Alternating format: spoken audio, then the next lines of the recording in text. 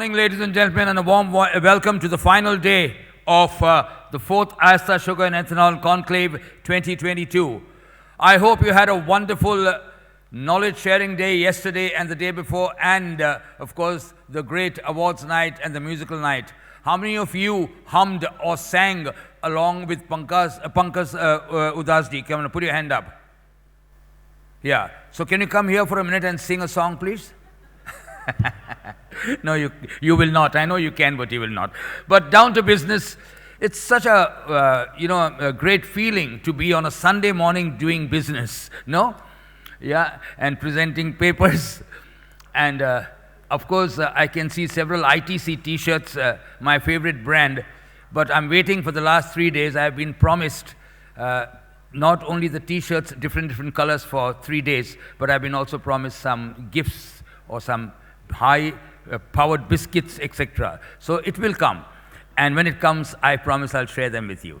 But right now, the impact of Russia-Ukraine war on sugar trade and energy markets. It's going to be a great opening session. It gives me immense pleasure to kindly welcome on stage with a thunderous applause, Ms. Kona Haq. Come on, give a big round of applause, everybody. Good morning, ladies and gentlemen. Thank you very much for making the effort to come this morning. I don't see a huge crowd, but I understand you all had, that's a reflection of yesterday's activities. So for those of you that have made it, congratulations. And for those of you that are not here, I'm very sorry because you're going to miss a pretty interesting presentation, because this is going to tell you what's happening in the world right now beyond the world of sugar. It's what's going to happen to the world of commodities, what's going to happen to your economic growth, what's going to happen to the future. So I hope I'm going to look at the next 30 minutes. I want to take you through some of the big impacts that we are going to be faced with following the series of crises that the world has been through in the last 3 years. Honestly, we are living through unprecedented times, and it's not over. So brace yourselves. So what I want to do is I want to look at the big crises, if you like, that we have been going through globally. So a few words on the different crises, the market impact this is going to have. We're all in the supply chain industry, so what is the impact on the supply chain? Obviously, how that is going to also impact commodities. The impact on inflation, we're in a very highly inflationary environment, and finalize with the global economic outlook. So, what kind of crises have we been facing? We have been starting off with, just 2 years ago, over 2 years ago, an unprecedented global pandemic, the likes we haven't seen since the Spanish flu, 200 years ago. We had the world pretty much stopped. There was a huge amount of unfortunate deaths, and there was a lockdown and an impact on global economic growth like we've never seen before. But it was a V-shaped recovery. The economy bounced back sharply from it. And today, we are feeling the repercussions of it. Yes, we've bounced back badly, quite nicely, but as you can see on the right-hand chart, today there are still pockets of disruption, namely China, the world's second largest economy, is still in the grips of COVID and is causing pockets of disruption there. The next crisis, which is related to COVID, is a supply chain crisis. So we had a situation where, because of the lockdown, there was a huge demand for online goods. People couldn't get out, so they couldn't. They needed packaged goods. This then also, we saw a huge amount of demand coming from China, and there was a dislocation of availability of containers. At the same time, because of lockdown, we had a shortage of labor. We had a component shortage because factories were closing. And so apparently there was a shortage of everything. And that led to a supply disruption. And then the demand for goods instantly, because of people who were locked down at home, meant that there just wasn't enough supply at the right time, and it caused a crisis with huge impacts for us in the industry on shipping and freight. And that led to the next crisis, the freight crisis. So the first, what we saw was an absolute soaring of container rates. These kind of multiples that you saw since middle of 2020 huge record highs never seen before. Okay, to be fair, a lot of the container freight shipping companies had been suffering from pretty low numbers throughout a long decade, but these levels really caught the market and the industry by surprise. We're there, it hasn't risen since the COVID lockdown has finished. We have started to stabilize, but I'll give you a bit more on the outlook. And also in dry bulk freight, obviously us in the sugar industry, we tend to use the smaller handy sizes. That actually fell sharply in the middle of COVID because China was in lockdown, there was no manufacturing and demand for bulk commodities. But look at that V-shaped recovery at the bottom.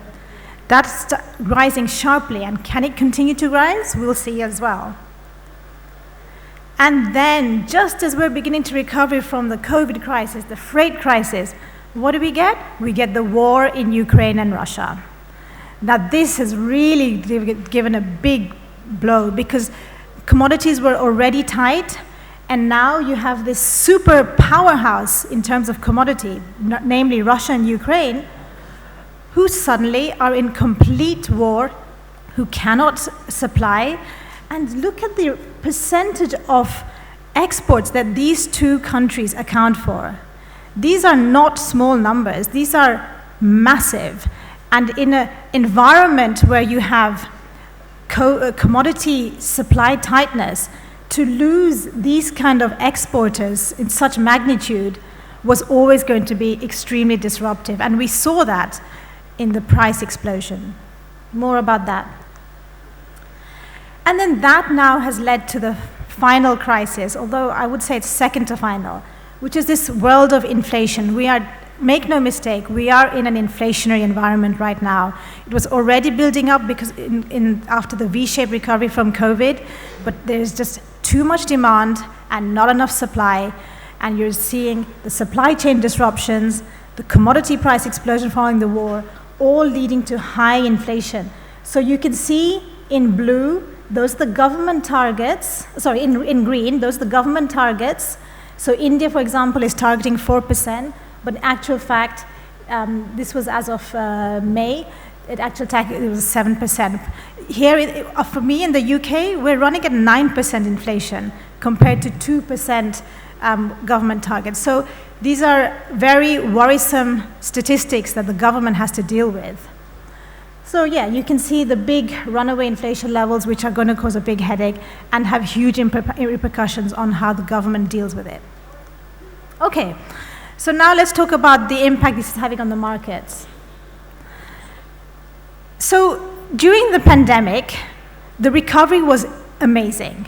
Yes, you saw a sharp drop in pretty much all the risky asset classes. So in white, you can see how the markets performed in 2021. 2021 was the year we recovered from COVID. So you can see pretty much most of the stocks were rebounding nicely. What COVID? Stocks were like, let's go for it. We're going to go full tilt and go long equity markets. So even crude oil was going up. A lot of the risky asset classes, only bonds were going down. But then fast forward to January 2022, this year, and look at the year-to-date numbers. Everything is now tending negative. So in blue is the year-to-date numbers. With the exception of the US dollar, crude oil, and a couple of other commodities, everything is down. So what this is telling you is that the markets have just had it. This was just one crisis too many to deal with, and they are reacting very, very negatively. Within commodities, which is the best performing asset class right now, you can see that energy in the top has been the best performer, followed by agriculture, which makes sense, right? Because Ukraine and Russia are not just massive energy exporters, but also massive agricultural exporters. But even metals has gone up. Metals would have been a big outperformer today had it not been for China, who is currently in a COVID lockdown, well, some parts of the city. And then you can see the breakdown at the bottom of the chart with nat gas, wheat, crude oil being some of the star performers, because these are the biggest exports out of Russia and Ukraine. And on a foreign exchange level, again, it's only the US dollar that seems to have performed. Pretty much all the major currencies have underperformed versus the US dollar this year. So some of the worst performers are the Turkish lira. Here, Indian rupee, I would say, is down about 5%. Interestingly, at the other end, you have the Brazilian real, which, being a commodity powerhouse, thank goodness that's still working, But the Brazilian real has done pretty well this year, and the Russian currency, obviously, which had collapsed, and the Russian government has shored it up. So that's a little bit misleading, the recovery in the Russian ruble, but the main takeaway from this is that the US dollar is soaring, and the US dollar tends to soar during times of huge uncertainty because it's a safe haven currency, but also because right now the US economy is looking to raise interest rates, which again supports the dollar. One good thing to look at where the market risks are is to do a survey on the biggest investors. The Bank of America, which is formerly Merrill Lynch, they've been running surveys every month. And today, when they ask you, as an investor, what is your biggest risk that you look at when in terms of your portfolio of asset management, where do you want to invest? These are their biggest fears. They're not worried about COVID anymore. They're not even worried so much about the Russian war. In a way, that's already happened. That's priced in. Their biggest fear right now is how much are interest rates going to rise? Because they've been fueled and fed and hung over with hugely cheap money. For ages and ages, money has been so cheap in Europe and America. They've been inflating asset bubbles. That is changing. So that's their biggest concern. The second is global recession. They're genuinely worried about a recession. Goldman Sachs sees a more than 1 in 3 chance of a recession next year. And inflation is obviously a massive concern as well. And the rest you can see here. On Friday, just before the weekend, day before yesterday, the S&P 500, which is a big index for US equities, it formally, or is in the borderline of entering a bear market territory, whereby for the first time it's down 20% from previous highs. So what I wanted to show you here is that since the financial crisis in 2009, this was one of the longest bullish cycles we've had in the stock market. But what's interesting is that every time prices fell due to recession or some other reason, in the red arrows you can see you've had a nice bounce back. The financial crisis, there was a huge amount of government stimulus, bounced back. Chinese stock market, they saw it as a buying opportunity. The Trump-China trade war, let's see, it's a buying opportunity. Even COVID, within a few months, as soon as they started to see vaccines being provided, the investors thought it's a buying opportunity, and you had that massive V-shaped recovery. And now we're at the Ukraine war, and ahead of us is inflation and recession. How quickly can we bounce back from this? Will we see another red arrow upwards, or is this it? So this is a critical conjunction right now that we need to look at right now, because if the stock market is about to collapse, that again is a huge indication of an impending recession. And to be fair, the central banks don't want this to go up. They want it to fall. They want to destroy wealth to slow the economy, to tackle inflation. I showed you that flow chart on supply chain. So I mentioned to you how the COVID was leading to dislocation of containers and shortage and component shortage, labor shortage, port infrastructure incapable of meeting the increased demand. And then now we have the Ukraine war. When Russia invaded it, so much of the ports were being used as a key origination for wheat and metals and bulk commodities in Odessa, in the Black Sea. All of those ports are out of action today. So there's a huge risk premium for any shippers who wants to go into that region, because insurance companies will not cover you for that. So as a result, whatever commodity is in storage in Ukraine is being pushed out through rail via Romania, Moldova, wherever you can. And it's not easy. Russia is trying to block as much as they can. Some things are coming out of Russia for sure, but there is a dislocation, and you're seeing quite a bit of freight movement.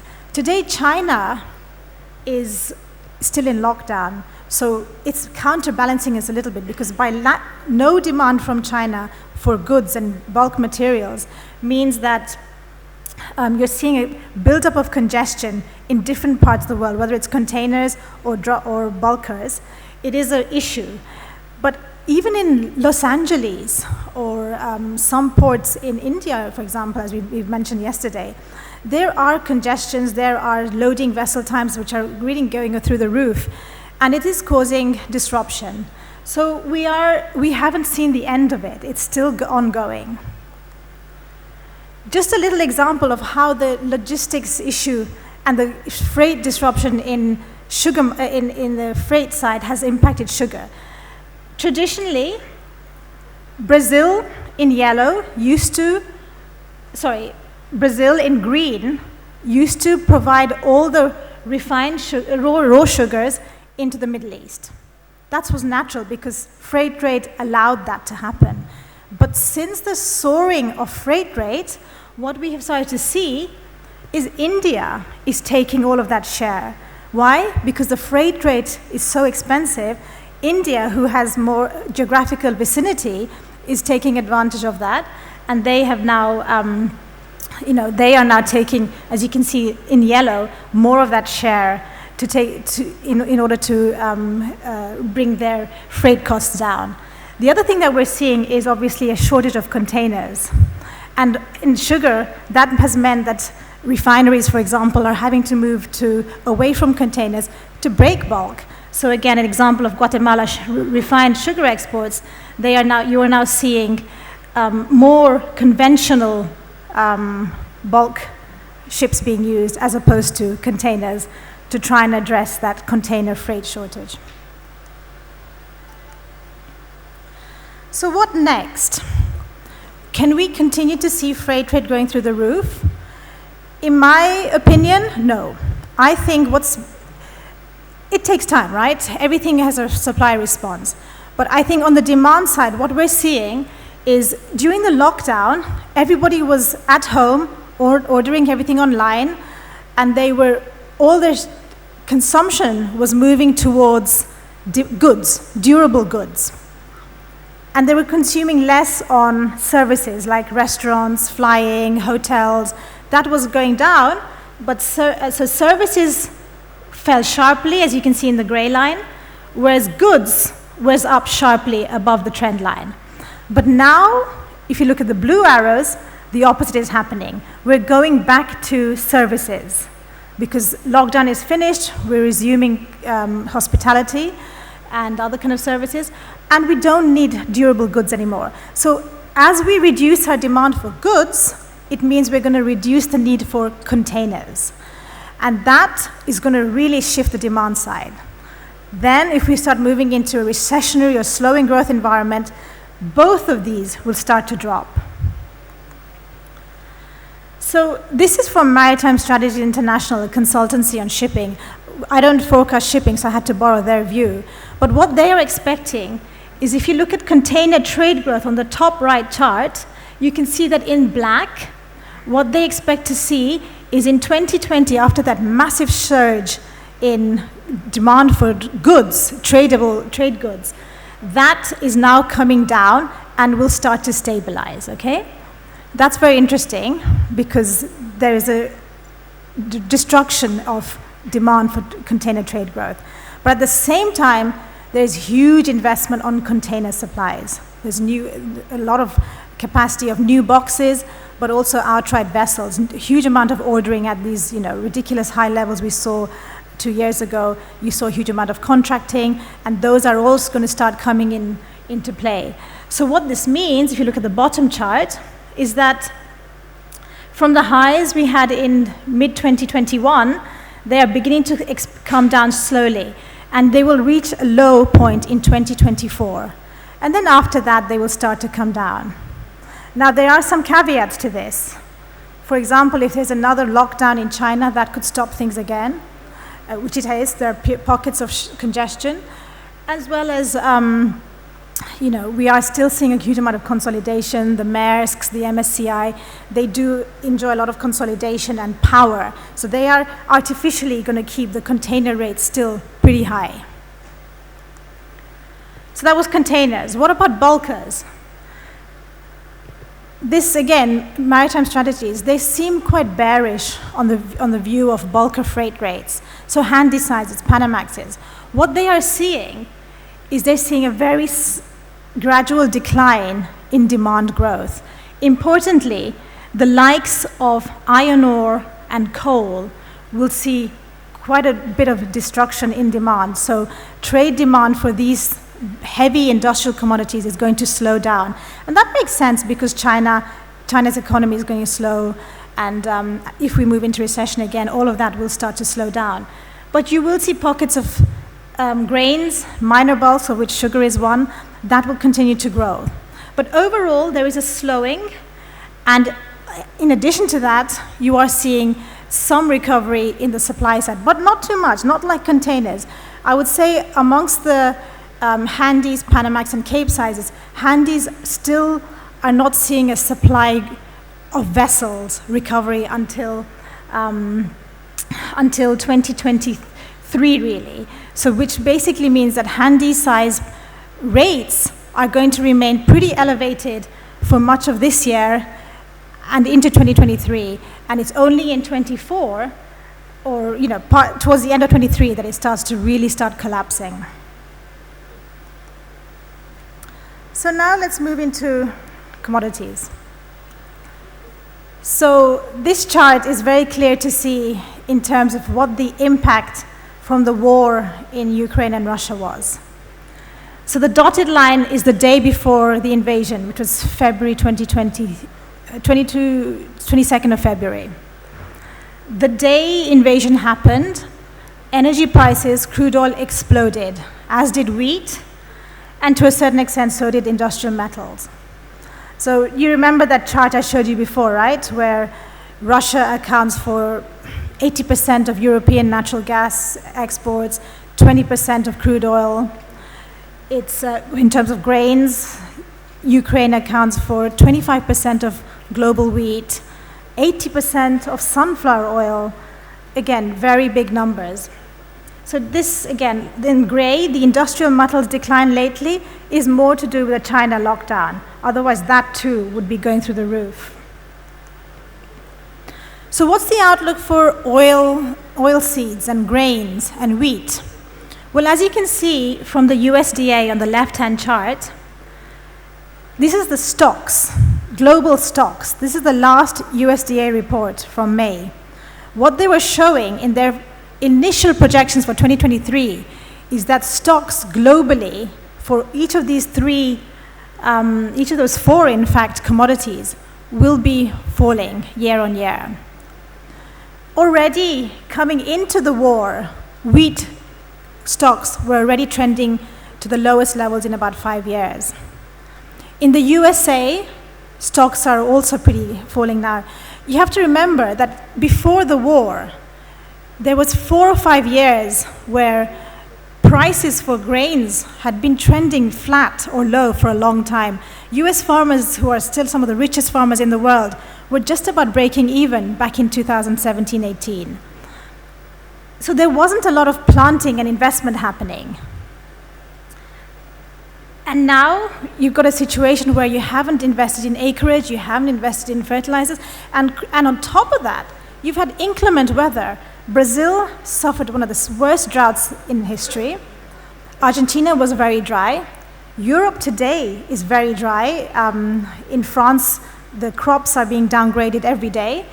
And in the USA, as this map shows you, The US wheat plains are in very critically dry periods here. So these are putting huge question marks on the ability for the key origins to grow and respond to these high prices. How are they going to replenish those stocks? The weather after 2 or 3 successive La Niñas is very, very volatile. It's not conducive for optimal yields. Despite the high price environment, I really question the ability of farmers to really see a recovery. The FAO, as you all know, the United Nations, is seeing food prices at record highs. We have a true situation of food inflation. And when you get food inflation, you get a response from the governments which is akin to food protectionism. We saw Indonesia recently put a ban on palm oil.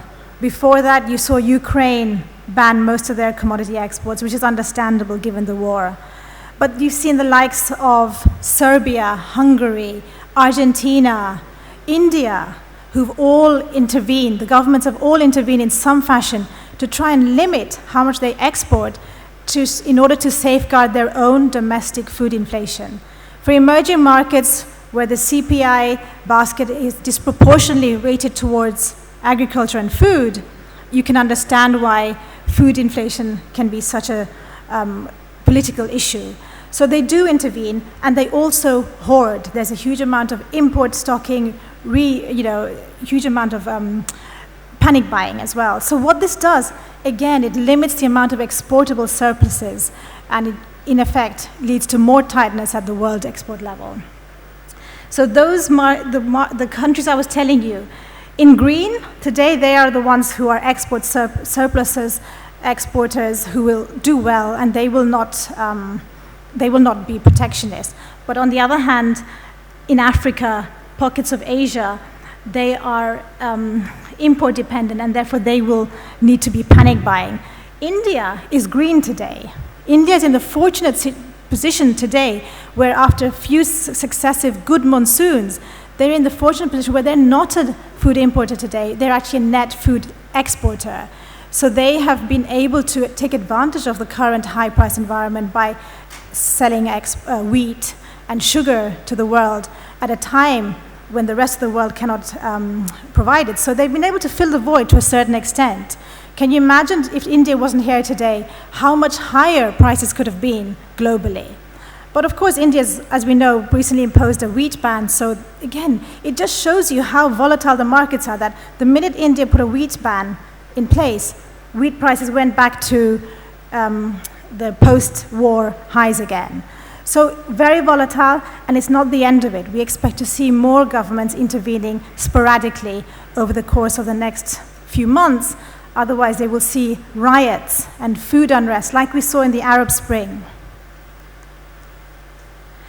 And what has been the impact of these soaring grain prices and oil prices on sugar? I wouldn't say this is directly correlated to the high grain prices, but what we have noticed in Brazil is that at least since 2021, the area dedicated to cane has come off a little bit. Admittedly, that cane area has moved into corn and soybeans, but don't forget, in Brazil, you can get 2 crops. So you can either plant cane, or you can get a double crop of corn and soybeans, and you can get double the cash. So it's a very winning attraction, if you like. But there is enough area to dedicate to corn and soybeans. So I would say this is only a 3% decline year on year. It's not significant. It's not because cane farmers are ripping up their cane and moving into corn. I think this is something that tends to happen at the margins. I don't necessarily think this is a trend as such. In Europe, on the other hand, we are seeing beet farmers who are looking at wheat very, very seriously, because obviously wheat is a very attractively priced commodity right now. So beet farmers, not necessarily this year because those have already been contracted, but maybe for next year when they start. So think about it by next November, this November, when they start buying seeds. Will they be buying more wheat seeds or beet seeds? Those are the questions, because for this year, the war came too late to influence that decision. But I think for Europe, it's definitely a question mark for next year. And then obviously, the impact of oil prices and soaring gasoline prices. I mean, if you think oil prices are high today, you need to look at gasoline and diesel prices. Those have gone through the roof. There's a real shortage of those commodities. So the US is now looking at $6 per gallon gasoline prices. These are very, very high levels historically. And when you think of Brazil, they are oil producers, but they are net importers of gasoline, it's really affecting their economy and accounts. So the Petrobras tends to absorb a lot of that hit, and they don't pass that cost on domestically. And Claudio already probably mentioned to you that there's a huge risk of that, that millers will be focusing on ethanol. If Petrobras passes that gasoline hike onto the retail level, then obviously ethanol will be pricing even more. So there is an upside risk of 20% that ethanol, if that gasoline price is passed on, ethanol price could spike up, and then you could see more of a switch back to ethanol than it is today. Today it's 20.3, the hydrous parity. We got there on Friday, or Thursday actually, when sugar hit 20 cents per pound. What did you see after that? It started collapsing, because that is a very good ceiling. So that hydrous parity, this is the forward curve on the right-hand chart, is the hydrous forward curve. That is very important for you to be looking at. It changes with the Brazilian real, changes with the gasoline price. But two things to look out for: Petrobras policy, the BRL, and the gasoline price. So where do we think commodities are going to go from here? Agricultural commodities. As I showed you, supplies are tight, weather is not great around the world to make a rebound. Now on top of that, you have a fertilizer shortage. The NPK, potassium, nitrogen, these are massively exported from Russia and Ukraine and Belarus. This is like 37% of potassium comes from this region. They have a huge control of it, and it is being used. They are using it as a leverage. Now, friends of Russia will probably get access to to those fertilizers. But Europe and America, where will they get their fertilizers from? Those are big grains and commodity-producing countries. So there must be a huge question mark on their ability to increase yields. Fertilizer price index has gone through the roof, multiples, 3 times what it used to be. These are levels that today might not be an issue because there is storage of fertilizers, but for next year, it could be a massive impact on the ability of the farmers to respond to this high price environment. So I think there's a big question mark. So to conclude on the agricultural commodities, what I would say is, I think, we are unfortunately in for a higher price environment because governments will intervene, causing more volatility. The ability for farmers to produce record crops is severely impaired. La Nina means that there's also weather issues. So I do think, and stocks are low. So I think grains and oilseeds will stay higher for longer. It'll come down during July because of the harvest. There's a seasonal drop, but I think it'll carry on staying high. And maybe in a couple of years, you will start to see a much sharper reversion back to normal. What about the outlook for crude oil? So we recently got the $120 per barrel level. And of course, this is going to particularly hit oil-dependent countries. So you can see Thailand, South Korea, India. These are economies that are their GDP is very dependent on oil. So we would expect to have some kind of energy cost-related slowdown in those economies. What's going to happen with these high oil prices? So Russia has oil. There's a lot of it, in fact. They're just going to try and divert it away from the countries that have sanctioned them, which is Europe and other countries, and move it towards Asia. Now, that's going to be expensive, but India, China, they're already taking advantage of discounted Urals, which is Russian origin crude oil, and they're going to divert that. But what we're also going to see is because Europe was their biggest client, the ban on from Europe of Russian oil means that Russians are automatically going to have to cut back their throughput. Russia is 20% of global oil. They are cutting back as we speak because it's not economical for them to be turning throughput. So they're going to cut back. At the same time, OPEC is not, their spare capacity is being minimalized. So Saudi, they're enjoying high prices, they're exporting like crazy. But Iran is hoping at some point to come back on the stream. Venezuela, Joe Biden, the US president, has said we will be able to lift the sanctions on Iranian oil. But other countries, Libya, Iraq, Nigeria, they are struggling even to meet their OPEC quotas. So what this means is that OPEC has not got too much ability to increase capacity. So they also politically, they don't want to increase. They're enjoying this price environment, so they're going to keep production controlled. Iran, I don't know if they will be allowed to, if they come, they can give you 3 million barrels per day. That could be quite a good solution, to be honest. And that would be bearish if that happens. But alternative sources, they've tried the inventory release. Joe Biden, Japan, the OECD countries have tried to rebuild their strategic reserves. But as that is being put into the market, it means that their reserves are falling, right? So that cushion is falling. And then don't forget, we have had an underinvestment in oil. We're moving to net zero, we saw that. So there's not a lot of investment in fossil fuels. Nobody wants to put too much money in crude oil today. So where is your incremental fossil fuels coming from, whether it's crude oil or natural gas? These are huge investment questions we have. And I think it's fair to say that even if we move on that map, if Russia moves their oil as much as they can towards Asia, that dislocation is not going to be enough. There is not enough alternative sources to account for the loss of Russian exports, that big black bar there.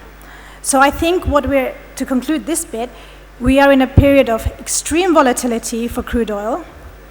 If Europe finally bans Russia, I think you will see another leg higher. We will expect to see crude oil go back to 120.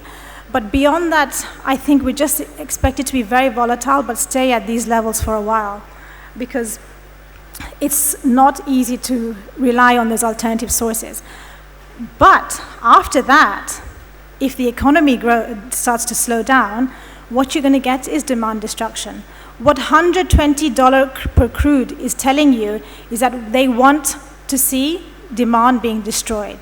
There's no other reason why oil prices are at these levels, because $120 should, in theory, encourage suppliers to drill more, invest more in fossil fuels. But we're not going to get that because of climate issues and green finance. So what $120 oil is telling you is we need to destroy demand. This chart gives you a long, since the 1980s, how commodities have performed. So in green, you can see we are at record highs, actually. And if you chart that versus the US dollar, typically, they move inversely.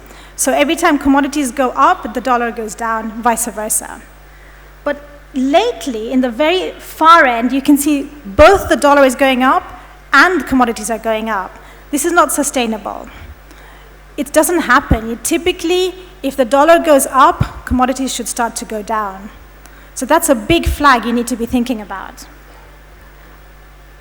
On the other hand, in that blue area which I showed, since the last 7 years, commodity prices were very flat.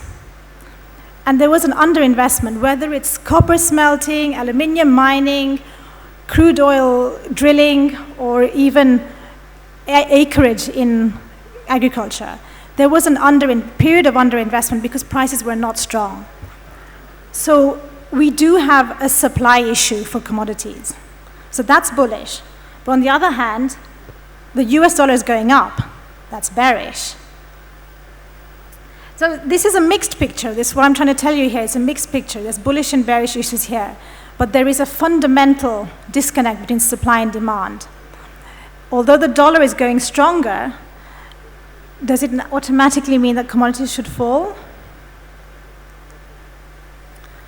What we do know is going to happen is with commodity price increases, we're going to get a huge amount of inflation. The rising inflation, in emerging markets, to be fair, in India, subcontinent, Brazil, they have been dealing with inflation for a while. But for Europe and the USA, this recent increase in inflation they haven't seen it. Most of the people I work with, that generation has never even had to suffer from inflation. They don't know what inflation is. It last happened in the 1980s. And this is impacting consumer confidence. That feeling of richness is going because everything is expensive. You go to a restaurant, you go to a supermarket, everything that used to pay £50 for a shopping is now costing you £70. So there is a real sense of income lost. So consumer confidence is falling in all of the G7 countries. And real income, savings, you can see in red, that's for the USA, and in the bottom it's UK and Germany. In the pandemic, household savings reached a record high because they were locked down, they had a lot of savings, they couldn't spend it, so they felt very rich. Then when lockdown was lifted, they spent like crazy. Today, that money has already disappeared. They've spent like crazy, but what they could spend before, now they can spend less on it. So that household saving, real savings, are dwindling. On the other hand, you're also seeing, in terms of investor flows, inflation. So this chart was telling you that inflation is causing you a drop in real wealth, okay? So consumer sentiment, economic decline. But interestingly, in our world of commodities, when you have inflation, investors like to invest in commodities. Why? Because commodities is a very good hedge against inflation. So if you're a fund manager, you want to allocate more money and put more of your portfolio in commodities because of inflation. So we have seen a lot of smart money, investor money flowing into commodities baskets, whether it's energy, metals, or agriculture. Everything has seen an increase in the futures market. So on the right-hand chart, you can see that AUM, assets under management, have been rising steadily since 2020. And also open interest, so active participation by speculators has also been going up. So that's a positive for commodities. But all of that depends on good, cheap money. Now, in Europe and USA, the central banks have woken up. They've realized that inflation is no longer transitory. They were thinking that ever since COVID disappears, inflation will disappear, supply chain will get resolved. But actually, that inflation is not transitory, it's sticky. And they are now waking up and realize, okay, we need to stop QE. QE was quantitative easing, which happened during the financial crisis. Now they're going to quantitative tightening, QT. As they do QT, you will see that increase in bond buying will slow down. So the amount of liquidity in the world, investor money, is dropping. Interest rates, which have been falling for much of the last decade, is also going up. So you can see in the left, the rich countries, they are all going to start raising interest rates. And if you look at the right-hand chart, that has already been happening in the emerging markets, Brazil, Russia, India, China, the BRICS. They're all raising interest rates, except for China, should I say. China is the big exception. All around the world, everyone is raising interest rates, but China is dropping them because China's economy is slowing and they want to stimulate it.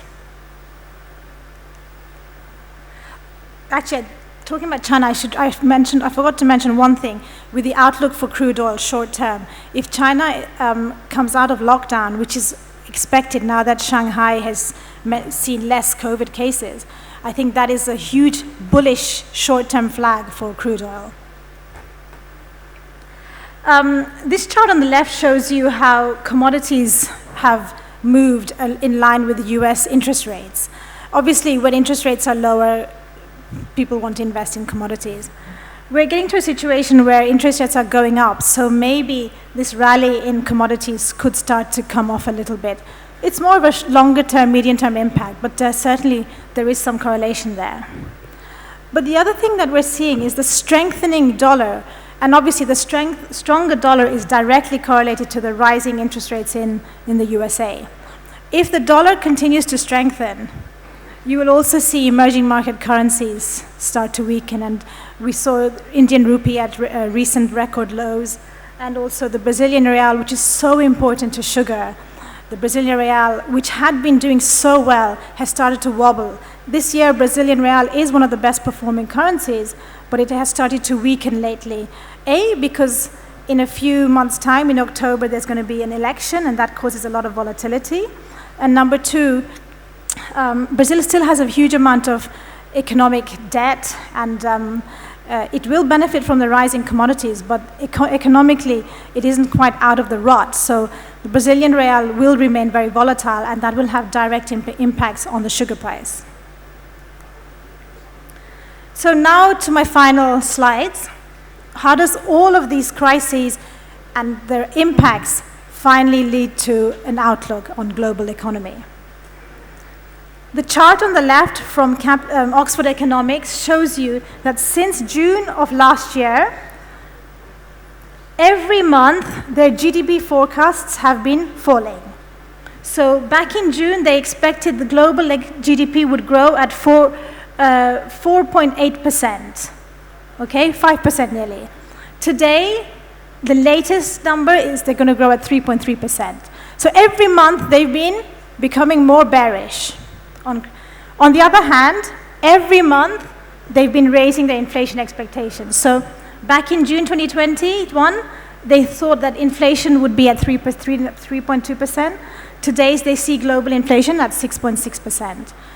What you're seeing is a situation of rising inflation and stagnating growth, a situation which we call stagflation. So stagflation is here to stay. GDP is going to be weaker globally. It's something that you're going to be hearing more. That is our next crisis. It's the impending economic slowdown. Obviously, contributing to this is the central banks. This is, I don't know if you can read this, but it shows you in the past episodes when governments have raised interest rates to tackle inflation. Every time they have raised interest rates more than 300 points, you've ended up with a recession. Yes means a recession in red, and N means no. So basically, my point is that below 300 basis points, you're not likely to get a recession. But the USA, markets are expecting them to do at least 300 points. So in that sense, the US is likely to get into recession in 2023. And then this slide is also very telling. This is from Pictet Asset Management. What they showed is that every time you have seen a surge in energy prices consecutively within 1 year, it has been followed by a recession in the USA. We are already at that situation today. So this is the mean diversion within with oil prices. Every time you've seen a spike at that dotted line, you've ended up with a recession subsequently. So again, another flag that there could be one coming up. This is my final slide. This is from the IMF. This was done in April. What they say is that GDP globally is not going to grow. GDP will grow, but it's going to be stable at 3.6%. Since then, obviously, China has gone into lockdown. The war has continued. So I would say in October, when they revise this, everything will be a bit more pessimistic. Emerging and developing Asia, in India, you can see, for example, they see 5.5% growth for that region and rising to 5.6 in 2023. I would say there is some downside to that as well. So some parting thoughts. What I think is that the few crises we've seen, whether it's a China trade war, the COVID pandemic, supply chain disruptions, or the current war, it's going to lead to sanctions, export controls, and globalization as we know it is going to really change. There's going to be more regionalization. There's going to be political alliances. Some are going to move towards Russia, some are going to move towards Western Europe and America. So shifting political alliances and more, to avoid the supply chain disruption, there's going to be more regional and domestic supply chains built. In the inflation environment, I showed you that commodities will do well because investors like commodities, so sugar should do well. Sugar in particular will do well because it's both related to energy and it's also food. And energy and food, as I showed you, because of the war, is both of those things are going up. Now, all this time, commodities have risen by supply-side factors. But what is happening today is that the prices have risen to such a level that you might eventually see a demand-side correction downwards. I've showed you various indicators why I think demand will grow, the economy is slowing. Central banks are raising interest rates. Inflation is causing demand weakness, and commodity prices are too high. So all of this will lead to recession, and that, finally, will cause the current commodity bull cycle to end. Because at these levels, and with weaker economic growth, you can't see the commodity cycle carry on going upwards. So although it's a pessimistic note, I think that's what I'm going to end on. And thank you for your attention. Thank you so much, Ms. Konahat. Thank you very, very much. Wonderful sharing. I would never have sent you that small note because the content which you gave all of us was brilliant. And your presentation skills is excellent. So thank you so very much. A big round of applause to Madam again, please. Thank you. Okay, very important announcement. Don't go out of the room as yet. You have to check out now, please. All those whose checkout is supposed to be today, you have to kindly leave this room, check out, and come back. Okay, so in case you're holding a room in the hotel, so all those who are having rooms here, I request you to kindly check out now. And come back to the room, please. Your tea and coffee will be brought in this room. We are not taking a break, we are delayed. Thank you. We're now going on to a session of supply chain packaging and healthy food, impact of emerging labeling regulations on sugar industry. And to open this up and to talk to you, it gives me immense pleasure to invite on stage the very capable Dr. Bhavna Sharma.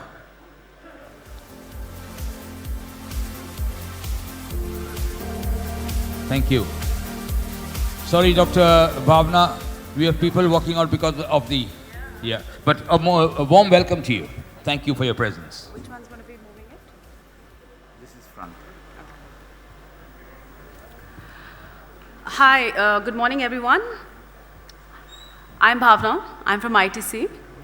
I think, well, I do see a lot of people moving out, but I think once the room settles down, there was a very interesting presentation just done, I think from a perspective of how the world is going to change very soon, the short term and the long term of it.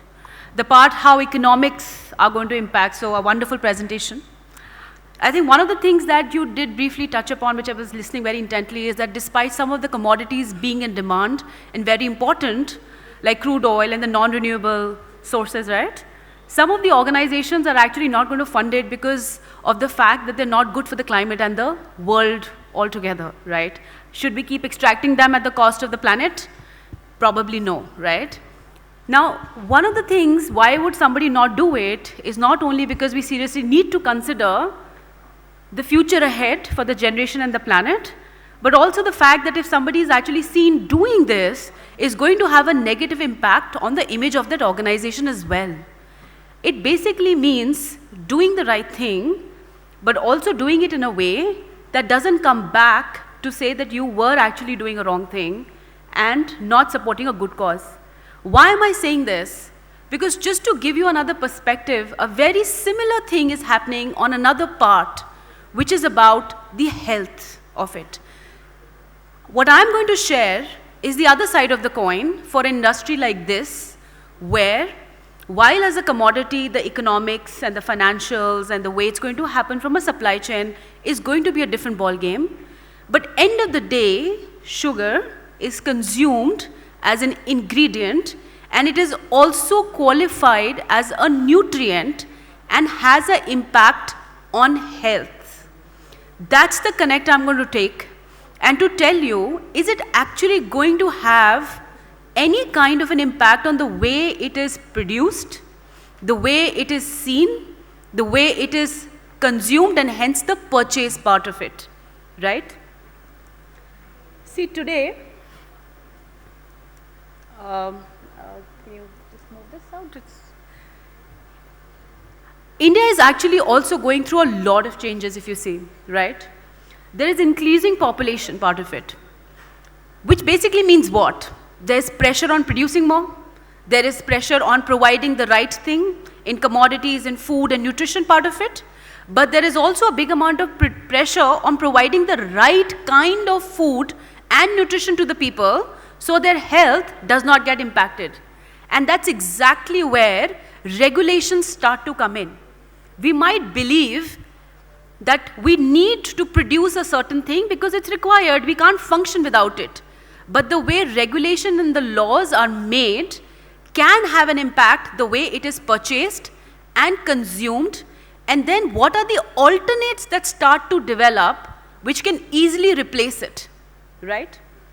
Today the consumer is very, very aware of what they want to eat, what they want to have, what they want to consume, and they're questioning it openly. I think I'll not open the Pandora's box, but at least in this domain, the whole conversation about which sugar, which kind of sugar, artificial sweeteners, should it even be consumed or not?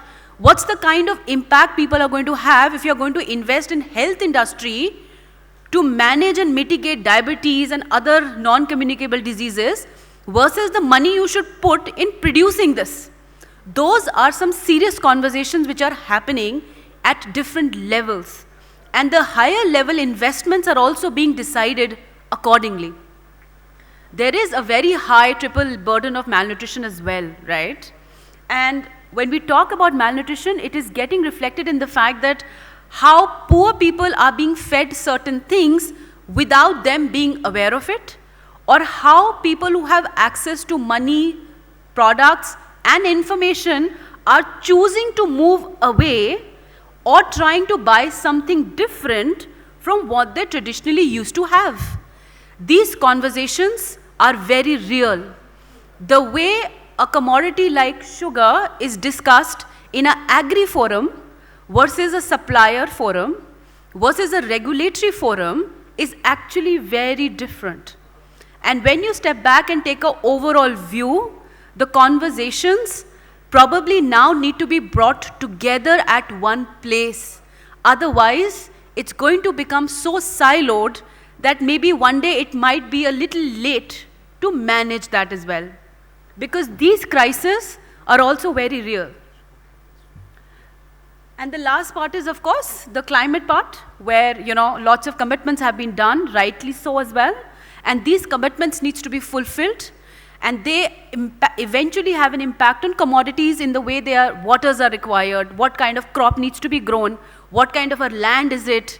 And like you mentioned about how the forest fires to droughts and other things are happening, which crop needs to be grown and how much. Should it be shifted from one region or to the other? Eventually, that will also have a play to do in what going to get produced and consumed. What I'm trying to show you here is actually the model of the UN SDG 2030 framework. It's a very real target being put up, right? And all countries have been given sub-targets to reach. From all the UN SDG 17 targets, 16 are quantified and 17th is qualitative.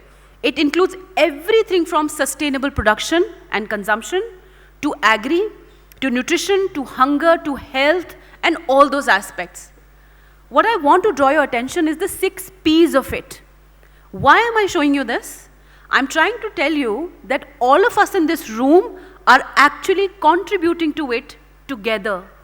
So we may like to believe कि मेरे एक action से शायद दूसरे वाले को ना पता चलेगा ना उसे कोई इफेक्ट होगा, but that's not going to happen. When a policy is going to get made at the higher level, national or international, all the P's in one way or the other will come to that topic. तो अगर कोई rule or regulation sugar industry के लिए बनेगा, it will have to have the representations, the knowledge, the science, the technology and the data going to every single P. That means the impact, for example, this group and the various works that we do in our independent organizations will going to have on processing part of it, what's going on the plate, what's happening on the climate part of it, the people impact, the policy impact and eventually the production part of it. So if we believe that हमारे एक छोटे से action से या the kind of work we are doing will have no impact eventually together, I think we might be sitting under a rock, right? Today, the three big focus areas are coming out to be climate, commodities, and health. And they are being discussed at similar levels at the highest points. India has also taken very good, stringent, and responsible targets, and each of us have a commitment to our nation and at a global role eventually to make them happen. Effectively and collectively, we need to achieve it. So the more collaboration, the transparent conversations are going to happen, easier it's going to actually manage that. This is just a chart to show you how it is evolved in a country like ours when we talk about nutrition. You might wonder, why am I showing you this, right? It has no impact. Actually, it does. Because in a country like ours and similar country like ours, where a lot of focus initially used to be just about let's provide food, which is still there. There's a huge amount of hunger. There are lots of places where accessibility to basic food is not there.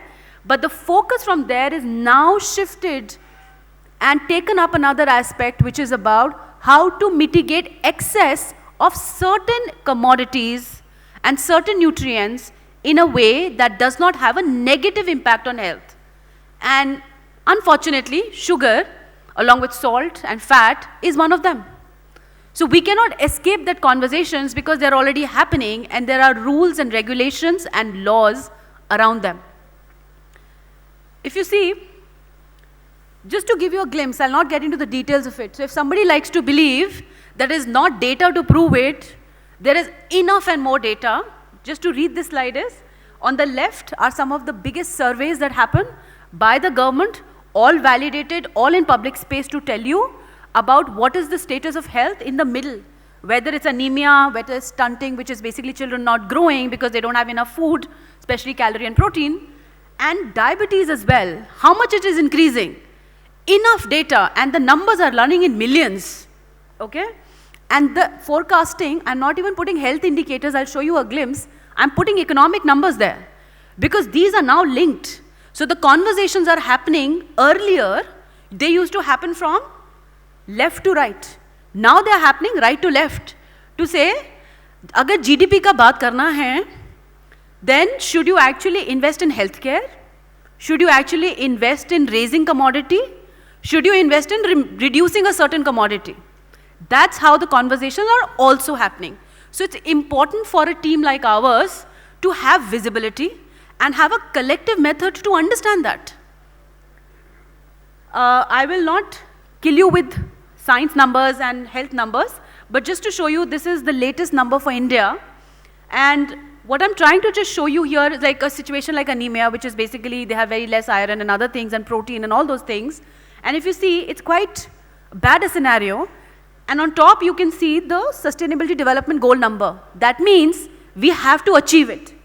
And on the similar line, what I want to draw your attention is, we always keep talking about country like India, there's not enough food, Of course, that's an issue. But on the right side, you see the overweight thing in children. It's increasing. And when you talk a country like India, the percentage may look lower, but the numbers are very high. Why am I showing it to this group? Because one of the biggest reason for childhood obesity in a country, whether in India or outside, is because they are eating calorie-dense food, and a lot of it is sugar. So, public health experts to doctors and other things are making stringent conversations about managing this, because this is another crisis in making. So if information is not collectively put, this number is going to rise, which is not good for any country. We don't want that to happen to our children. But the conversations need to happen in the right way. And in adults, if you see the same national level data for our country, if you see the two lines, one is the last year's NFHS 4, National Family Health Survey, 4 which happened, and the National Family Health Survey, 5, which just the recent number for India. You see the diabetics, both in men and women, has risen. You know, interestingly, while it is scientifically not true, in India, technically, diabetes को sugar बोला जाता है. इनको sugar की बीमारी है, right? It's changed now because of science. But at a lot of places, it's still believed like that.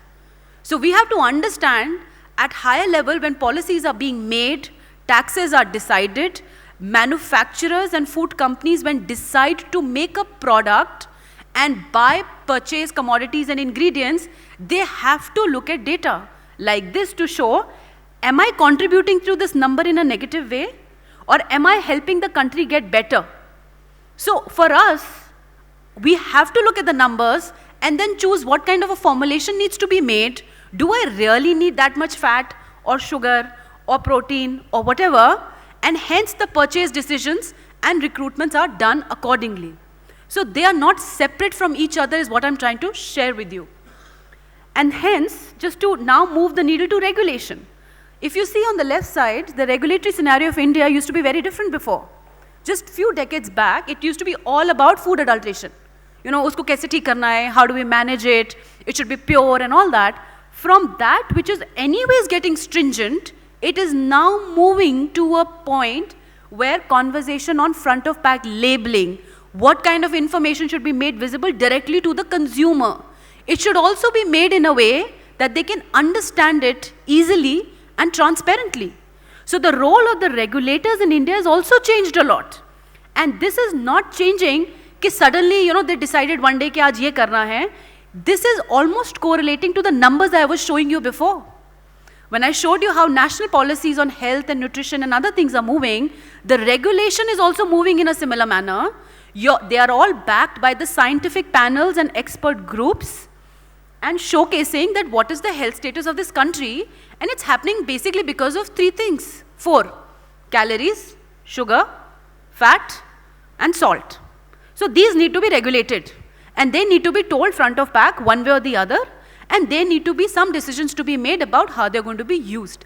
This is a fact, and we cannot U-turn it now unless there are some conversations about it, done in the right way and the right spirit with the right stakeholders together. You know, I'm not going to get into details, but just to give you a glimpse of some of the new regulations which have been coming, which are deciding for people like us, like as an organization in ITC, where we have to work on manufacturing of different kind of products. We have to take care of all of them, and then the decision happens to say कि even if I have to make the simplest of a glucose biscuit, ज़रूरी है उसमें चीनी डालना? उसमें कौन सा oil जाएगा? Should I put protein in it? Should it be more expensive? धीरे-धीरे these conversations are happening, and they're happening at a much more intense levels than they would be before. So whether it's making fortified food regulation, trans fats, what should and how much recommended dietary allowances are allowing us to put sugar into it, put salt into it, all of them are changing. There are vegan rules. So what I'm sharing with you is a different side of the same conversation. However, I think we are just going to highlight 2 to 3 very important ones which are going to have a direct impact very soon.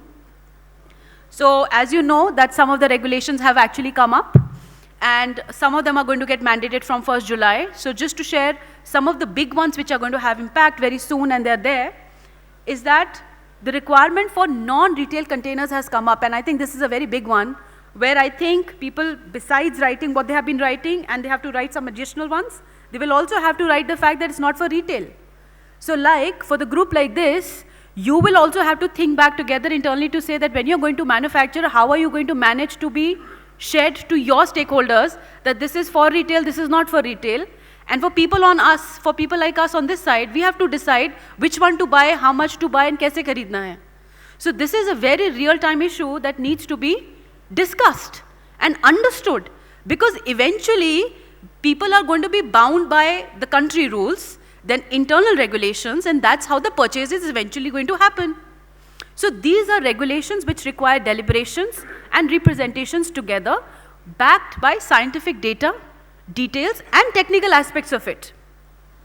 The other one is, of course, while the groups and responsible organizations at different levels have been doing the testings, now not only the mandatory testing has to be done twice a year, it also needs to be done under a specific time period. So all your buyers will be asking the providers to say, show me this results, show me this number, and you will have to show me the details done in that specified time, which is April to September and October to March. So there is no playing around on that because everybody is bound by that regulation now. So tomorrow it might just to a lot of people will suddenly come as a surprise कि ये पहले तो नहीं था, ये चल रहा था तो कर सकते थे. They are not going to happen anymore like that because it's going to become more streamlined eventually and they need to be taken care of. I think one of the most heated topic in the country today, and I'm sure a lot of you as consumers, as buyers, as parents, as individuals must be seeing that FSSAI is very soon going to come up with a front of pack labeling for all packaged products in phase 1. What does that actually mean? This is what I'm trying to tell you. You had the health number on one side. A lot of discussions happened. Log kuch bhi kha rahe hain. And why people are eating anything and everything? Because they are sold anything and everything. People cannot make decisions. So we as regulators, rightly so, will make a group and tell people how much, what you should have. To make it easier for them, let's put a coding on the front of pack, okay? These were the initial thoughts that were put, examples from all over the world. That is, if you see like the first one, it is like a milestone thing. In 100 grams, people should actually eat 20 grams of biscuit. Because in 20 grams of biscuit, that much calories there, that much sugar is there, that much fat is there. The second one was given by the consumer groups to say, I am sorry, normal consumers do not understand this math. They just understand warning labels. I am not exaggerating one bit. The demand and the ask of consumer groups, not only in India but world over, is any product that is labeled as HFSS, high fat, sugar and salt, should have a warning label on this. That means the product will be labeled as high in sugar in a black hexagon and put like that. Imagine a normal consumer picking up and not being able to understand कि इसके ऊपर काले रंग के box के अंदर high in sugar क्यों लिखा है? Is it good for me? Should I buy it? Should I not buy it? And why is this company doing this?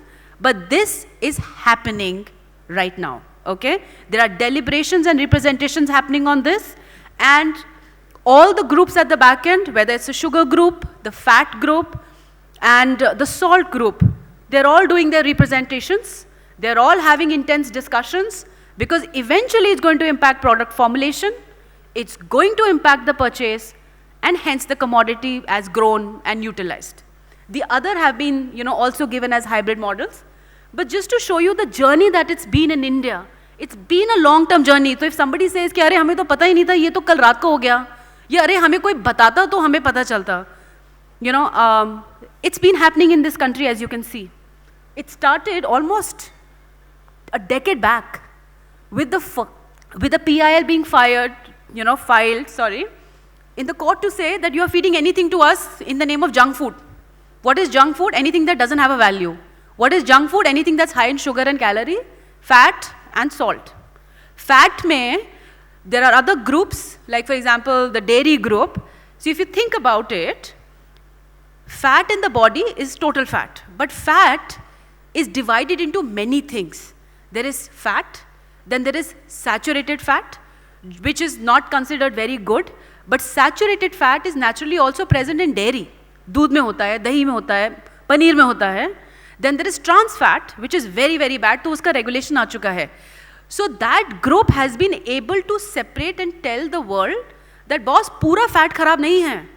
It is just two aspects of fat which is bad. And hence, make a regulation on trans fat, but don't don't make it on total fat.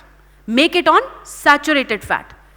However, I will show you in sugar, that representation of the conversation unfortunately has not gone that way. And today, total sugars is going to get penalized. While, now tomorrow you can argue to say, कि अगर कोई 100% fruit juice बनाता है, then उसके अंदर तो natural fruit का भी sugar है. And there is added sugar as well. Regulation has said, I'm sorry, we don't differentiate because there is not enough science and technical representation on this. So no matter whether you get it from chini and fruit and other things, it will be taken as total sugars. That means you can imagine everything has sugar. Even milk has lactose, which is sugar. So tomorrow, even a milk packet or a milkshake, even if you don't put sugar on it, it will have a symbol of high in sugar or red because of sugar, right? In some way or the other. And if you add sugar into it, it will become further red. Then what will a company and food manufacturers do? You can't remove lactose, right? दूध में से lactose तो आप निकाल नहीं सकते. What are you going to do? You're not going to add sugar. You're going to add an artificial sweetener, or you're going to find something else. Because end of the day, I can't see my product being red on the shelf. I need to make it green. So what will I do? I will reduce the actual sugar. I will reduce the actual namak, if in another case. So you have to realize that this journey has been on, discussions have been on. I'm fairly sure and confident a lot of you in this room are aware of it, are participating, are talking to their respective stakeholders and government people to make sure that your data is being shared. Just to share you what has been the update on this, very recent. So FSSAI had series of multi-stakeholder consultations, and the aim was actually to arrive at a consensus, not only how to calculate. So I was telling you there are things going to be labeled as HFSS. But how do you actually calculate कि ये high sugar हो गया है? This is now high sugar. How will you calculate that? So those expert consultations are happening, and also consumer groups are being discussing together to say this is how it should get represented. And you can see all of them have come out in different versions of it. Finally, after a lot of intense debate and discussions, a decision was made to hand over a study to IIM Ahmedabad as a neutral body.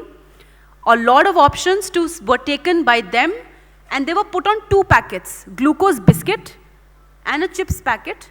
They put all these different kinds of labeling, like first one being a slider scale, which is Nutri-Score, A being a healthiest product and E not being good. Then there was a second one as a star rating, so out of 5 you will get a star rating. 1 of course being the lowest and 5 being very good. Third was a GDA milestone, in which there's a lot of number and data, and it basically tells you that if you're going to eat 2 biscuits, those 2 biscuits mein how much you're going to get as sugar, fat and salt, and aapke daily intake say, so there is a denominator that you should not have more than this much amount of sugar, how much you're going to end up getting in that much amount, right? Then there was warning labels, like I said, and in this warning label, like I said, high in sugar was of course prominent. So imagine even a simple thing like a glucose biscuit can, hopefully not, but you don't know how it's going to turn out because right now it's in discussion and draft stages. The simple 2 rupees ka glucose biscuit can also have a high sugar as a warning label going to every single lane of this country, and people will not be able to understand kya hua suddenly mere glucose biscuit ko, right? So the decisions and proposals which are there right now, there's a format which has been right now identified as HSR, and there's a study which I was telling you about. There is expert scientific panel, and the third discussion is about how will you actually tell that this is HFSS is being discussed right now. So in case, if you guys have done your representation and discussions, great. If you have not, you should, because this is probably one of the going to be the times. Of course, the drafts are going to be there. And like I said, this is almost every day there's a conversation happening, which is about when we started, we wanted color-coded. Public health experts clearly want warning labels coming from that childhood obesity, diabetic numbers for health, and they are saying it on the GDP numbers, that if you don't take care of this today, the country will be spending on managing diabetes and obesity for this country. So you can decide where you want to spend your money, right? And like I said, unhealthy food and even simple things like your biscuits and all these are getting marked. So very quickly, because of this, there are lots of mitigation strategies done by the group. There are pledges being done by the companies openly in public space with FSSAIs to say we are going to reduce certain things, responsibly, of course, for the good of the country, aligning. There's going to be mandatory declarations. Some of them I've showed, some of them are actually in making. There is going to be serve size. That means we are now going to tell people how much you should have back of pack. So, pehle kya tha, while people can choose to follow or not, but it was not there. Now, every single pack needs to have कि आपको इसमें से, while it could be a, like a 100-gram pack, you should have 20 grams. That's going to come on back of pack. And why 20 grams? Because वो 20 grams will be mapped on, क्योंकि इसमें 20 grams में ही आपको इतना चीनी मिल जाएगा, या इतना नमक मिल जाएगा. So this is actually going to happen now. So imagine the kind of awareness consumers are going to have for these 4 nutrients: sugar, salt, fat, and calories. Then decrease use of course, certain things, because we have to make it happen in one way or the other. And of course, alternates like artificial sweeteners in sugar cases and in other places have to be mitigated and understood accordingly. Regulations, once this HFSS is fixed, then the regulations are going to become stringent that ab to aapka product HFSS hai. Now your product is HFSS, you can't do advertisements, you can't do this, there could be tax implications on things like that. They are in the making. That will be phase 2. So just on the last slides, as per our traditional nutrition systems, if you see on the left side, what I'm trying to show you is sugar, second last line, this is by ICMR, Indian Council of Medical Research, and NI, and what we follow. Sugar is an integral part of diet, of food, right? It has numbers given to it that how much grams somebody should have, which age group and all that stuff. Everything is part of a balanced diet. No one ingredient or product is actually bad for you that you need to completely make it poisonous or wrong. Of course, variety, moderation, and balance with the right portion size has to be understood. And I think that's common sense. Like, even when you go to a party and you want to eat a rasgulla, you don't eat 5 of them. You know it in your heart that 1 is fine, 5 is not. But for it to get regulated, to get on pack, has to be probably devised together in a scientific manner for a best outcome. Okay? But what is happening now is, I'm just leaving you with this, is that every day when you pick up a newspaper, this is what you're going to find. So on left side you see the numbers that are coming for diabetes for a country like ours. We may believe in this room that hame nahi farak padega, but the moment you step out and get into a higher level conversations where policies are being set, intake, output, use, and even for organizations, should we buy, should I make a product with such a high sugar, because tomorrow people will say, isme to chini hai, isme protein kahan hai? Ya isme namak itna hai, what are you saying? And if it's going to get labeled red, why will I buy it? So these are some real-time issues as manufacturers and product developers we have to think every day, right? Second, if you see just another snippet, from empire to industry, sugar impacts human and ecology, and this is a negative piece about it, okay? There's nothing positive in it. And the last one, I'm sure some of you would be reading The Speaking Tree, which is more spiritual, in nature. Even in that, there was an article to say, industries deceptively choose to hide sugar and salt contents. So from health data to spiritual part of it, it is there. We can choose to ignore it, but it's not going to work. So I think just some of the parts, all of us as a group, of course there are some very good things which are being done by FSSA and we fully support it. They are based on, and there are experts in scientific governance mandating that. So together as a group, we have an opportunity to do a technical and science-based recommendations. It's always multi-stakeholder, because we may believe that hamara industry say, it doesn't matter, but it does, eventually. We are one group. There's consumer engagement to be done from both sides to tell them that, it's not toxic, it's not like if you get a warning label and if you eat 2 biscuits, you're not going to die. But that's the kind of conversations which are happening today, because that's the level of sensitization groups want, okay? Of course, technological and product development constraints, like I said, I was sharing that example of total sugars in dairy, 100% juice products. I cannot make tomorrow, if it becomes too stringent and there are taxes and everything like that, I will have to make things without sugar maybe tomorrow or very less salt. And sell them at premium. I don't know whether we'll be able to do it or not, but these need to be done. They have been represented, but I think a lot more can be done. Gradual reformulations is something that needs to be done from our side together with you all. And impacts assessment needs to be done, at least for our country, on actual dietary intakes and not just borrowed data. However, there is a good amount of work which is happening right now.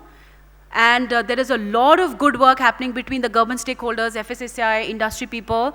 And I think we do see a very positive and a wonderful future ahead on that, to work together, because end of the day, we want our country to prosper. We want our country people to be healthy. We want our children to grow better, right? Without having impacts on the economy and the imports and export parts of it. So that's all from my side. Thank you so much for your patience and time on this. Thank you. Thank you, Dr. Bhavna Sharma. Carry on sitting down, please, because... Okay, too much of the stage, is it? All right, so now let me invite some very special people to join on this very special panel discussion. Mr. Rahil Sheikh, Mr. Somnath Chatterjee of ITC, Mr. Manoj Balagi. May I invite all of you on stage, please.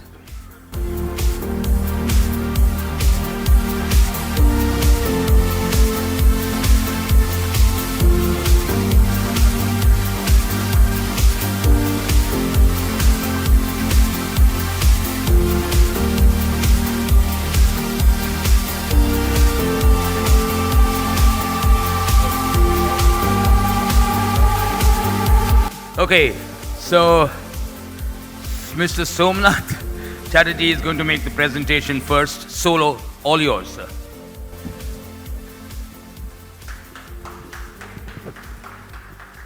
Good morning, all. So how's the Josh this Sunday morning? Right. Yeah, so I guess, I could actually skip this because Kona has done such a beautiful job of putting things into perspective. Her title was the Ukraine War, but she's actually covered all the commodity kinetics. Having said that, I have just a few slides, and I'd like to share with you the angst of a commodity buyer today. तो आज कोई भी पूछता है कि हाँ sir कैसे हैं, तो मैं कहता हूँ भाई ऐसा है कि छत उड़ गई, गाय मर गई, नानी बीमार है, और बाकी तो ठीक है, बाकी सब चंगा सी. Now this is on the latest cover of The Economics, right? And it actually says, this picture, that those are not wheat grains, those are skulls, if you can see the image. And that is exactly what's kind of scary scenario we are going through in the commodity space. This is a few topics which I'm going to be talking about. Well, Kona has covered them all, in fact, individually and in great detail. So I'll kind of save time. So this was really the topic, and somehow we managed to print in the agenda VOCA. So it is not VOCA, it's not VOCA, it's VUCA, which is an acronym for volatility, uncertainty, chaos, and ambiguity. And this is exactly what we as commodity buyers are today faced with. So we've had 2 years of COVID, which actually led to supply chain disruptions. And when things were just about getting a little better, we had the war. And the consequence of that, in fact, Kona has gone into with great detail, but policy changes, many countries, we've spoken about Indonesia banning palm oil. I mean, that came as a bombshell. In my 30 years of commodity, I've never seen a country completely banning its main, foreign exchange earner. Thankfully, they've rolled it back with some conditions, but it's still a space which needs watching. There is a lot of tightness in the vegetable oil space. Government of India, I mean, one would never have expected this kind of a sudden export ban. But now, yes, it's a reality, and one of the biggest guys who got impacted by it is also ITC, because our trading arm had actually written a lot of contracts, and not everything was backed by an LC. But yeah, that is the kind of uncertain world in which we live in. So, from palm oil to wheat, I think the most benign commodity, the sweetest of them all, has been sugar. So when I look at sugar, it's about what, 6% inflation? And that compared to 127% of palm oil and 48% of wheat and maybe 150% of dairy products, skim milk powder during the first lockdown had gone down to 140 rupees a kilo, and today it's 320, just to put things in perspective. So इस inflation के सामने sugar तो 6% मुझे लगता है थोड़ा और बढ़ जाए तो ठीक है यार मतलब.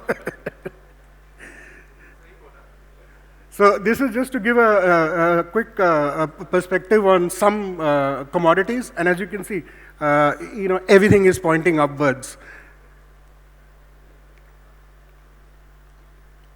This is a problem which is not going to resolve itself. Now, coming to some of the agri-commodities, we also have to probably chart them into two. One which are plantation, one which are row crops. So row crops like say corn, wheat, soya, they can be a supply side reaction to high prices. And as we say in commodities, the cure for high prices are high prices. And there is always this reaction, but weather disruptions are another thing that we've got to be careful of. Having said all that, this shipping disruption, this is not going to solve itself over the next few quarters. It's going to take time. And right now, outside of Rotterdam, I'm told 180 nautical miles is the traffic jam, right? Because all the ships which were going towards Odessa and Ukraine and Russia, many of them have been diverted to Rotterdam, and this is the kind of scenario. It's going to take time to solve this one, right? We've already spoken about weather, and I will not take much time on this, but let's, I will just add a little Indian tadka to Kona's presentation. She's talked about Brazil, she's talked about Europe. And in India, we never take this thing so seriously. I remember in my own board presentation 5-6 years back, I had brought out the impact of La Nina and El Nino.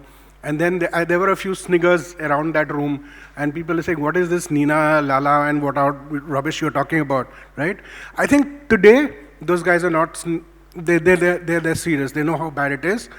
We just saw that a little bit of planting delay because of late rains in 2021 led to some late sowing of wheat in India in certain parts.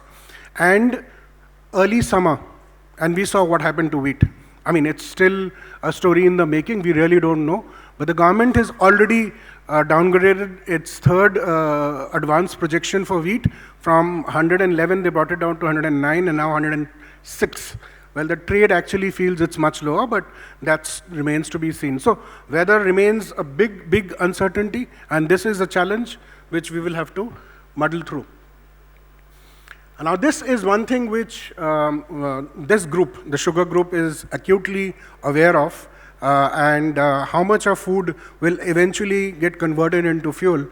While sugar or cane getting converted to ethanol is okay, there is a huge push in India now for grain-based ethanol. And I don't know, it's a question that we all need to answer, whether that is the right way to go forward. And yesterday over lunch, I was discussing with some friends here, and I'll just give you one of the raw materials that we use a lot for our extruded snacks, like bingo, mad angles, and tede mede, and all that. And also for our confectionery is high maltose corn syrup, liquid glucose, or corn meal. These are used for my products. So we have a big buy of corn. This commodity, corn meal, for instance, which is used for snacks, year before last, we were buying it at 14 bucks. Last year, we were buying it at 18 rupees a kilo. And this year, for the first time, maize is more expensive than wheat, right? And it's at 29 rupees a kilo.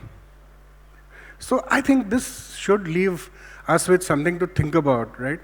And okay, so we all know about the sugar and ethanol, and I won't bore this group with that, but something from veg oil side. So just a quick trivia, a question to this room.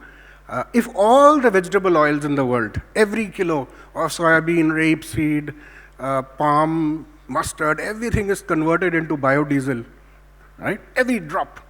How many days do you think the world's diesel engines would run? Any guesses? 14 days. And then you will have no vegetable oil or oil of any sort to eat for the rest of the year. And that is the significance of biofuels. Fortunately for us, certain countries like Germany in Europe, they're taking the lead. They're looking at the biodiesel mandates. They're relooking at it. At the end of the day, while that is a good process, but taking away food from the plate for fuel, I don't know. It's a longer term discussion, but that's a discussion which has started happening. This one is a slide very close to my heart, and I've got my esteemed colleague from Britannia, Mr. Balgi here. And between all of us, FMCG food space, we've been doing this. So you heard from Kona what is stagflation, right? Now this is shrinkflation. So how do we mitigate high prices? And give you some examples of how all the input raw materials have gone. So that was raw material. I haven't even started telling you the kind of pain I'm facing for packaging material. Yeah, polymers and particularly waste kraft paper, which is used for making our CFCs, which we use for our bulk packing. CFC prices, kraft paper prices, 2 years back were 28 rupees. I mean, just a particular grade of that. And today the same thing is close to 52, right? So we are under unprecedented pressure. And हमारे में तो there is an internal joke which says कि अभी वो 50 पैसे वाली जो candy की गोली है, उसमें अगर और थोड़ा हम लोग साइज कम करेंगे, तो कैंडी रहेगा नहीं उसमें, right? There'll be only, or our bingo chips packet will have no potato chips in it, only nitrogen. So we are trying to, but our marketers have always been very stuck to the price point of 5 rupees, 10 rupees, 20 rupees, etc. So there's this huge reluctance to change. However, I'm so happy that my industry colleagues and everyone else understanding, and for the first time, some serious work has gone into it. So now Maggi, and has gone from rupees 10 to rupees 14. And that is a huge change. We were not expecting something, and this is breaking away from the price point theory, right? And for the first time, Frito-Lays in India have launched in certain geographies of Northeast, 5 rupees chips ka packet ko 6 rupiya kiya hai. So these are changes which are happening, and I think it's good, because how much more can you dilute? And every time you dilute, you do this shrinkflation, you're actually hitting demand, you're hitting consumption. Yeah, because a person who buys a pack, he buys a pack. If you're giving him less in that pack, he will end up consuming less, and that's the loss.